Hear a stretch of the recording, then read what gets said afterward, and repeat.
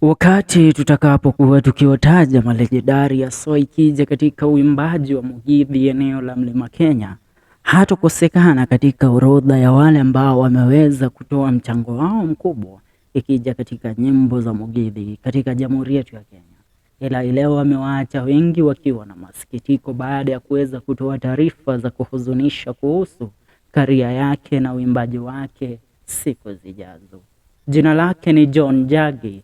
Amekupigia nyimbo kadhaa na maarufu sana nchini Kenya kama vile Ndoraga mutumia uria wanjiarĩire mami, ngaigua ngoro ĩno ĩkĩmwenda, ngaigua gũthũthũia, nĩndathiaga gwa cũcũ niĩ kũmũcerera, ndakinya ngerwo gacũcũ ndaikaraga hau, cũcũ agacoka na nyũmba akandutĩra itaha,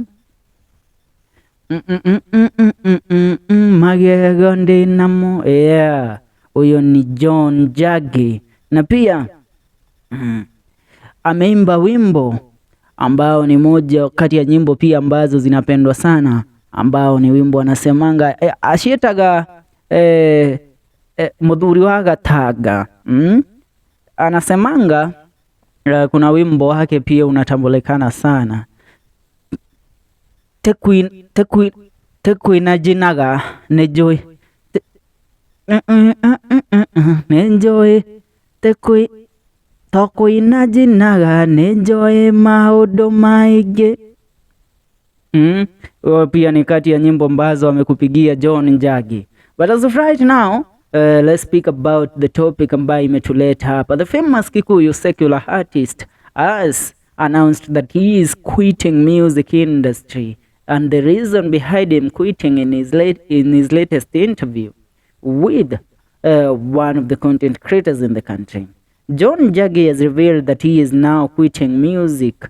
After 10 years, he will no longer produce another song or do any other live performance as he used to do. John Njagi is one of the greatest secular artists and the social media influencer who commands a huge number of followers on all his social media platforms. He is also a charity worker with his charity foundation called John Njagi Foundation. Now, John Njagi has said that he is now focusing mostly on his John Njagi Foundation as he is set to get away from the music industry, where he will even give his already composed songs to upcoming artists who will go ahead and produce them to boost their talent. John said that he now wants to concentrate in his charity foundation.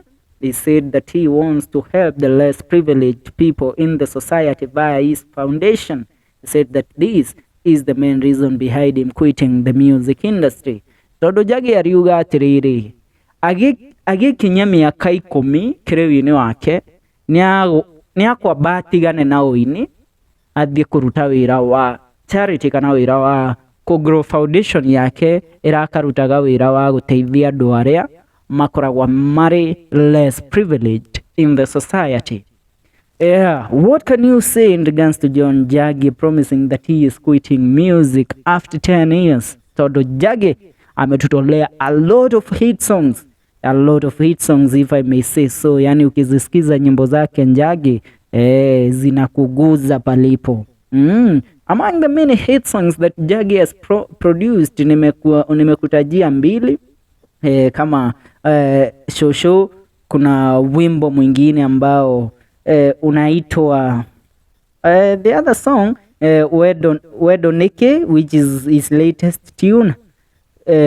Huirune wake pia huo ni wimbo ambao umepigwa na John Njagi, one of the greatest. Shosho another one by John Njagi nenyendete kanunga shitaga kada ya kanuga kanuga niko kwao mundu toy. Those are among the tunes. Na pia wimbo unaitwa Teresia umepigwa na John Njagi. John has been in the music industry for so long. For some time now, he is about to attain his 10 years in the music industry, where he is quitting music and focusing, and he will be launching his John Njagi Foundation. For now, that's what we have for you. What do you have to say, you as a fan of Mugithi music and as a fan of John Njagi? Achia maoni yako kwenye comment section, tungane katika video zetu zijazo. Hii ni FM Show KE.